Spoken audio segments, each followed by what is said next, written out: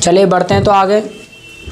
तो हम बात कर रहे हैं सब्जेक्ट की, और सब्जेक्ट में अभी जो हमने सीखा वो सीखा कि सब्जेक्ट क्या है, ये तो बात की बात है। सब्जेक्ट होने के लिए हमको क्या क्या चाहिए ये सबसे पहले हमको पता होना चाहिए। तो यानी what are the essential things for being subject and object, यानी सब्जेक्ट या ऑब्जेक्ट होने के लिए हमें क्या क्या चाहिए। तो सब्जेक्ट होने के लिए हमको नाउन चाहिए, जो नाउन है वो आपका सब्जेक्ट बन सकता है, ऑब्जेक्ट भी बन सकता है, बट फिलहाल हमारा भी फोकस सब्जेक्ट को पढ़ने पर है।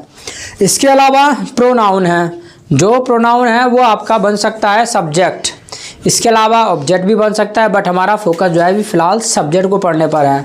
इसके अलावा नेक्स्ट चीज़ है आपका नाउन इक्विवेलेंट, यानी नाउन इक्विवेलेंट बोले तो नाउन के जैसा है, यानी वो ना तो नाउन है ना प्रोनाउन है, नाउन के जैसा है। और उसमें दो चीज़ें हैं, एक तो है आपका जीरंड। जीरंड बोले तो V1 + ING, यानी वर्ब के फर्स्ट फॉर्म में ING लगाए। तो डर रहे हो? अच्छा, चुहिया निकल गया तो डर गए। चलो, तो यानी V1 + ING यानी वर्ब के फर्स्ट फॉर्म में ING अगर हम लगा दें तो वो हमारा जीरंड बन जाता है, और वो भी काम करता है हमारे सब्जेक्ट का। इसके अलावा नेक्स्ट है हमारा इन्फिनेटिव। इन्फिनेटिव क्या है? इन्फिनेटिव मतलब 2 + V1, यानी वर्ब के फर्स्ट फॉर्म में अगर हम उसके पहले 2 लगा दें तो वो हमारा क्या बन जाता है? इन्फिनेटिव।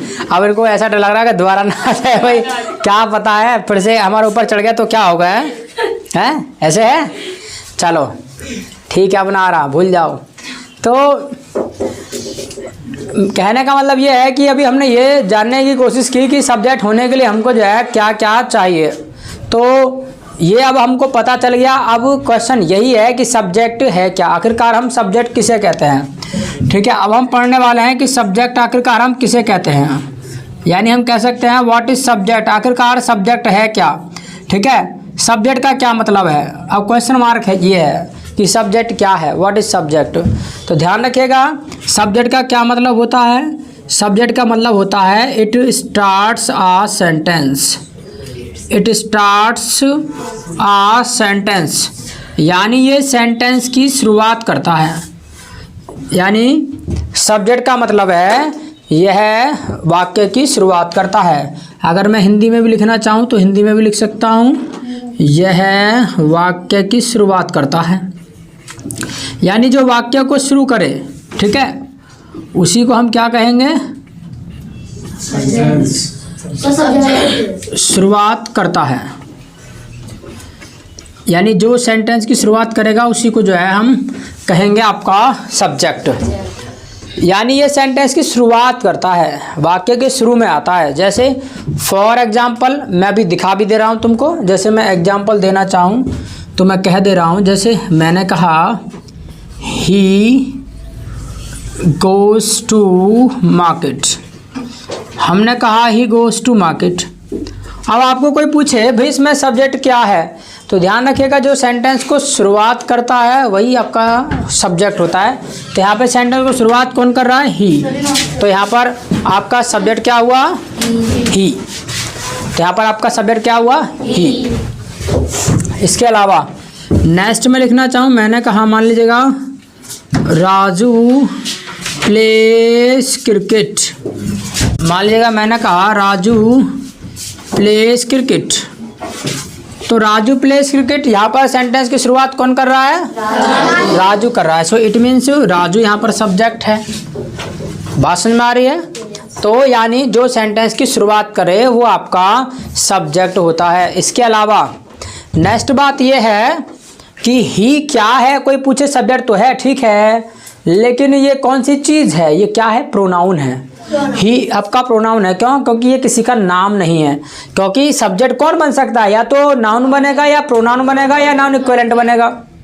तो ये आपका प्रोनाउन है। क्यों? क्योंकि प्रोनाउन किसी का नाम नहीं होता। ये आपका नाउन है क्योंकि ये नाम है, तो नाउन ही तो बन सकता है, सब्जेक्ट प्रोनाउन बन सकता है और नाउन इक्विवेलेंट बन सकता है। तो जो सेंटेंस की शुरुआत करे वो आपका सब्जेक्ट होता है। इसके अलावा नेक्स्ट बात ये और है कि याद रखिएगा कोई भी बात 100% सच नहीं होती है। ठीक है, ये तो एक बेसिक लेवल की बात होगी, एक कॉमन बात होगी कि जो सेंटेंस की शुरुआत करेगा वो आपका सब्जेक्ट ही होगा। यानी जो सेंटेंस की शुरुआत करेगा वो आपका सब्जेक्ट ही होगा। ये एक बेसिक बात हो गई। बट एडवांस बात ये है कि कोई भी बात 100% सच नहीं होती है, 90% ही सच होती है, ठीक है। और जो सेंटेंस मैं बोल रहा हूँ कि भाई कोई भी बात 100% सच नहीं होती है, ये सेंटेंस भी 90% सच है। 10% बात ऐसी हैं जो आपकी 100% सच है। जैसे कोई कहे कि भाई मान लेगा सूर्य है वो पूरब से निकलता है, तो वो पूरब से ही निकलता है, वो हमेशा निकलता है, ये बात 100% सच है, ठीक है। वो एक अलग बात है कि मान लेगा वो लेट उठा, ठीक है, शाम को उठ रहा है, सुबह का सो करके देखा कि पश्चिम में निकल रहा है, कहने लगे दी पश्चिम से निकलता है, तो एक अलग बात है वो तो। अदरवाइज जो सूर्य है वो तो हमारा पूरब से निकलता है, तो ये बात 100% सच है। लेकिन सेंटेंस की शुरुआत जो करता है वो सब्जेक्ट होता है, लेकिन 90% 10% मतलब कुछ और शब्द भी आ सकता है। जैसे कि फॉर एग्जाम्पल अगर मैं यहाँ देना भी चाहूँ तो मैं दे रहा हूँ तुमको। जैसे मैंने कहा, मान लीजिएगा डज मोहन कम डेली।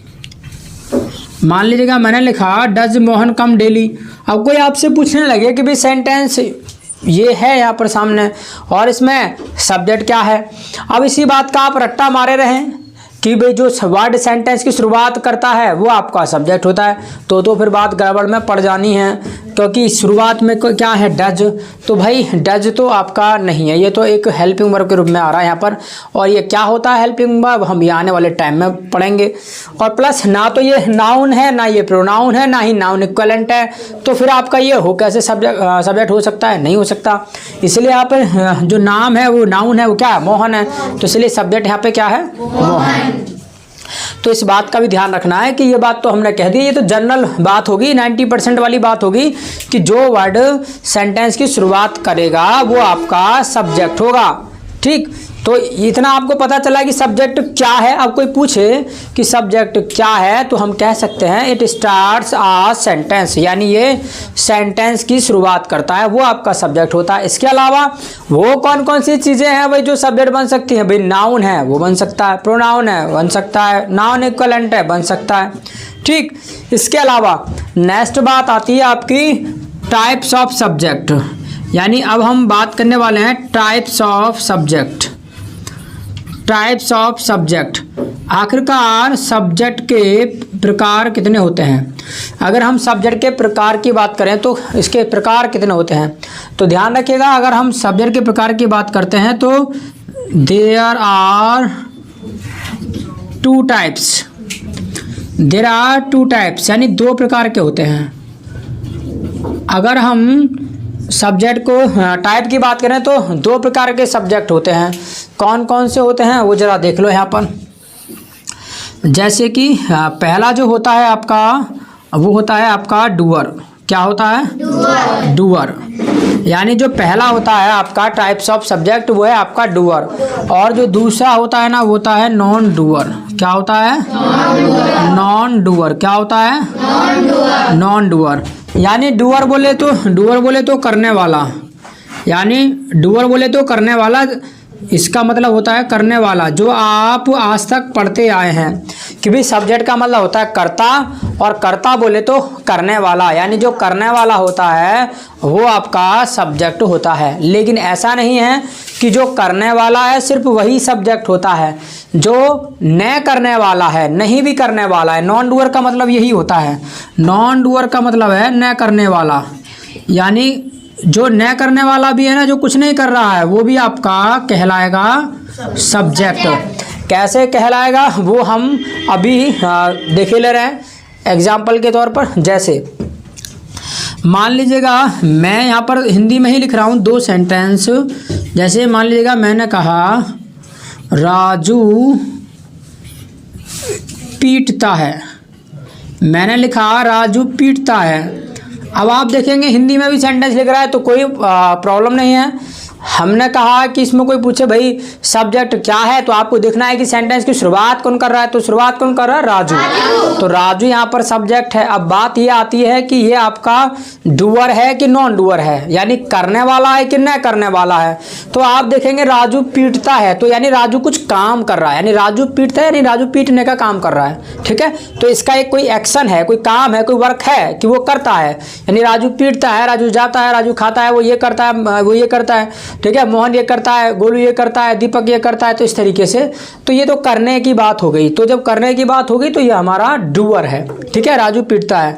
अभी मैं यहाँ पे थोड़ा सा फेरबदल कर दूँ सेंटेंस में, और सिर्फ मैं मात्रा का फेरबदल कर दूँ। मान लीजिए मैंने कहा राजू पिटता है। अब जरा देखना, दोनों सेंटेंस में राजू आ रहा है, शुरुआत दोनों सेंटेंसेस में राजू से ही हो रही है, सब्जेक्ट राजू ही है, राजू पिटता है। लेकिन कोई पूछे कि भाई राजू पिटता है तो ये डूअर है कि नॉन डूअर है, तो ये नॉन डूअर है। क्यों? क्योंकि राजू पिटता है, अब पीट नहीं रहा है, कुछ काम नहीं कर रहा है, खुद पिट रहा है, पता नहीं कौन पिट के चला जा रहा है। ठीक है, यानी खुद पिट रहा है, तो यानी अब यहाँ पे कुछ कर नहीं रहा है। तो इट मीन्स जो राजू पिटता है ये आपका नॉन डूअर है, यानी जो पहला है राजू पीटता है यानी कुछ करता है तो डूअर है, और राजू पिटता है खुद पे पिट जा रहा है तो ये आपका नॉन डूअर है। तो यानी सब्जेक्ट हमारे दो प्रकार के होते हैं, एक डूअर होता है, एक नॉन डूअर होता है। और ध्यान रखिएगा इसी सब्जेक्ट से हमारे 2 चैप्टर्स का जन्म हुआ है, और वो कौन कौन से होते हैं। सबसे पहले अगर हम चैप्टर की बात करें, जो पहला चैप्टर है आपका यानी डूअर से जो जन्म हुआ है वो हुआ है आपके टेंस का। किसका हुआ है? टेंस का जन्म हुआ है। और इसको हम दूसरे शब्दों में कह देते हैं एक्टिव वॉइस। क्या कह देते हैं? Active voice. अगर किसी सेंटेंस का सब्जेक्ट हो डूअर, अगर किसी सेंटेंस का सब्जेक्ट हो डूअर यानी करने वाला, तो ध्यान रखिएगा उस चैप्टर का नाम होगा टेंस। क्या होगा? टेंस। या फिर क्या होगा? Active voice. क्या होगा? Active voice. यानी अगर किसी सेंटेंस का सब्जेक्ट है डूअर है, अच्छा, तो यानी चलो ये घूम रही है, इसको शायद कुछ मिल रहा होगा इधर उधर। चलो, तो किसी सेंटेंस का अगर सब्जेक्ट है डूअर तो चैप्टर का क्या नाम होगा? टेंस या फिर वॉइस, एक्टिव वॉइस यानी। अच्छा, अगर किसी सेंटेंस का सब्जेक्ट हो नॉन डूअर, अगर किसी सेंटेंस का सब्जेक्ट हो नॉन डूअर यानी न करने वाला, तब ध्यान रखिएगा उस चैप्टर का नाम होगा पैसिव वॉइस। क्या होगा? Passive voice. क्या होगा? यानी वो जो सेंटेंस होगा वो पैसिव वॉइस का होगा, यानी वो सेंटेंस पैसिव वॉइस में बनेगा। और अगर किसी सेंटेंस का सब्जेक्ट है डूअर तब वो एक्टिव वॉइस में बनेगा। इसके अलावा पैसिव वॉइस की क्या पहचान है? पैसिव वॉइस की यही पहचान है कि सब्जेक्ट वहाँ पे नॉन डूअर मिलता है। इसके अलावा उसमें 2 चीज़ें आती हैं जब हम पैसिव वॉइस की बात करते हैं। एक तो आता है बी फॉर्म, ठीक है, पहला तो एक तो आता है बी फॉर्म, इसके अलावा प्लस इसमें वर्ब का 3rd फॉर्म जरूर आता है। ठीक है, जब हम इसको इंग्लिश में बनाते हैं तो इंग्लिश में ये पहचान होती है, अगर हम इंग्लिश में बनाते हैं तो बी फॉर्म के साथ वर्ब का 3rd फॉर्म मिलता है। बी फॉर्म बोले तो इजामार वॉजबर भी इसी के अंदर आता है। ठीक है, बी फॉर्म मतलब पूरी फैमिली है, इजामार वॉजबर और बीन बींग, ठीक है, वो सब इसी के अंदर आता है। वो हम आगे पढ़ेंगे धीरे धीरे। फिलहाल हम इतना सीख रहे हैं कि सब्जेक्ट डूअर होता है प्लस नॉन डूअर, दोनों तरह का होता है। ठीक, यहाँ तो बात समझ में आई। इसके अलावा मैं यहाँ पर एक सेंटेंस लिख रहा हूँ, आपको बताना है कि सब्जेक्ट यहाँ पे क्या है। ठीक है, क्या सब्जेक्ट है यहाँ पे। जैसे मैं लिखूं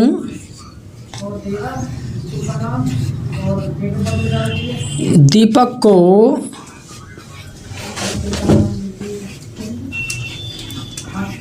राहुल के द्वारा पीटा गया, यानी दीपक को राहुल के द्वारा पीटा गया। यहाँ पर जरा देखो एक सेंटेंस है और इसमें बताओ मुझे सब्जेक्ट क्या है, तुम बताओ। चलो क्या है इसमें सब्जेक्ट, बोलो। यानी दीपक को राहुल के द्वारा पीटा गया, इसमें सब्जेक्ट क्या है सेंटेंस में? दीपक है। क्या है तुम बताओ? दीपक है। क्यों? बिल्कुल, बहुत बढ़िया। चलो वो बात आपने पकड़ ली है, बहुत बढ़िया बेटा। यानी दीपक क्या है, यहाँ पे शुरुआत कर रहा है, सेंटेंस की शुरुआत कर रहा है, तो जो सेंटेंस की शुरुआत करेगा वो आपका सब्जेक्ट होगा। चलिए बहुत बढ़िया, बैठ जाओ, अच्छी बात, बैठ जाओ, ठीक है। यानी यहाँ पे सब्जेक्ट क्या है आपका, दीपक, क्योंकि सेंटेंस की शुरुआत कर रहा है, ठीक है। इतना तो पता चल गया, लेकिन मुझे ये बताओ, आप बताओ, ये सब्जेक्ट डूअर है कि नॉन डूअर है, ये बताओ। सब्जेक्ट डूअर है कि नॉन डूअर है? नॉन डूअर है सर। नॉन डूअर है। बैठ जाओ, क्या है संगीता? नॉन डूअर है। प्रिया है नॉन डूअर है। चलिए ये नॉन डूअर है। दीपक को राहुल के द्वारा पीटा गया, यानी दीपक को पीटा गया, दीपक ने कुछ नहीं किया, दीपक खुद पीटा, ठीक है, तो ये इसलिए नॉन डूअर है। चलो बहुत बढ़िया। ऐसे तो नहीं कि इनकी तरह ही मार दिया हो, मतलब कॉपी अपनी तरफ से खूब ही लड़ाया ना अपना। चलो बहुत बढ़िया। तो यानी दीपक आपका क्या है, नॉन डूअर है, ठीक है। अच्छा राहुल क्या है, डूअर है? तो इसका मतलब डूअर है, तो फिर ये भी सब्जेक्ट है? सब्जेक्ट है ये? नहीं है। सेंटेंस में सब्जेक्ट तो एक ही होगा ना, एक से ज़्यादा थोड़ी नहीं होगा। जो सेंटेंस की शुरुआत करेगा वो सब्जेक्ट होगा। मिस हो गई बात माइंड से आपके। यानी शुरुआत तो दीपक ही कर रहा है ना, ये तो ठीक है। राहुल डूअर है, हम मान ले रहे हैं डूअर है, पर ये तो बीच में आ रहा है ना। मान लेगा हाँ राहुल कुछ कर रहा है, राहुल दीपक को पीटता है, यानी इसका मतलब ये है, अगर हम घुमा फिरा करके देखें इसका मीनिंग ओवरऑल, लेकिन शुरुआत तो दीपक ही कर रहा है ना।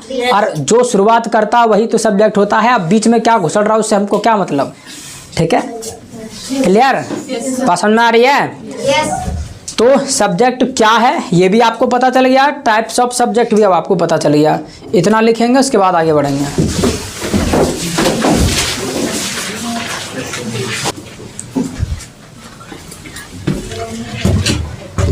चलिए तो यानी हमने जाना सब्जेक्ट क्या है और टाइप्स ऑफ सब्जेक्ट। अच्छा मैं तुम्हारे सामने कुछ सेंटेंसेस बोल रहा हूँ, आपको बताना है कि इसमें, अच्छा जिससे पूछूँ वही बताए, ठीक है, कि इसमें आपका सब्जेक्ट क्या है, ठीक है। जैसे कि चलो तुम खड़े हो जाओ। देव, राजू एंड रामू बाजार जाते हैं, क्या है इसमें सब्जेक्ट है? सब्जेक्ट इसमें राजू है। तुम बताओ, राजू एंड रामू बाजार जाते हैं, इसमें क्या है? राजू एंड रामू, राजू। तुम बताओ निशु, राजू एंड रामू बाजार जाते हैं, राजू। प्रिया, बताओ मोहिनी। दो नहीं हुए। राजू एंड रामू, याद रखिएगा कई बार सब्जेक्ट ऐसा नहीं सिर्फ एक शब्द का होगा, एक से ज़्यादा का भी हो सकता है, क्योंकि वो कंजंक्शन के साथ जुड़ा है, तो वो एक पूरा पार्ट, मतलब राजू एंड रामू वो एक साथ जुड़े हैं, ठीक है। तो इसलिए राजू एंड रामू वो दोनों ही मतलब जो है आपके सब्जेक्ट का काम कर रहे हैं, राजू भी और रामू भी। बट रिमेंबर दिस थिंग, जो बीच में कंजंक्शन आ रहा है ना वो भी सब्जेक्ट का ही काम कर रहा है, ठीक है। जो अब कंजंक्शन आ रहा है बीच में वो भी कर रहा है, क्योंकि उन्हीं के साथ जुड़ा हुआ है राजू एंड रामू, वो यानी पूरा आपका कंपाउंड वर्ड हो गया राजू एंड रामू, ठीक है। इस तरीके से वो आपका क्या है, वो पूरा ही सब्जेक्ट है, ठीक है। बैठ जाओ। इसके अलावा मैं कहूँ कि भाई बस समय पर नहीं आती है, तो क्या है, बताओ, तुम बताओ क्या इसमें सब्जेक्ट? बस समय पर नहीं आती है, बस है, ठीक है। बैठ जाओ। क्या तुम अपना काम समय पर नहीं करते हो, क्या है इसमें सब्जेक्ट? क्या तुम अपना काम समय पर नहीं करते हो, क्या है इसमें? तुम है, ठीक है। क्या कोई सब्जेक्ट नहीं हो सकता, बिकॉज वो ना तो नाउन है ना प्रोनाउन है, ठीक है। वेयर डज राजू प्ले, तो इसमें क्या है? राजू है। Where does the train go, इसमें क्या है? ट्रेन है, क्योंकि नाउन है प्रोनाउन है, वो आपका सब्जेक्ट बन सकता है, नाउन इक्विवेलेंट बन सकता है, ठीक है।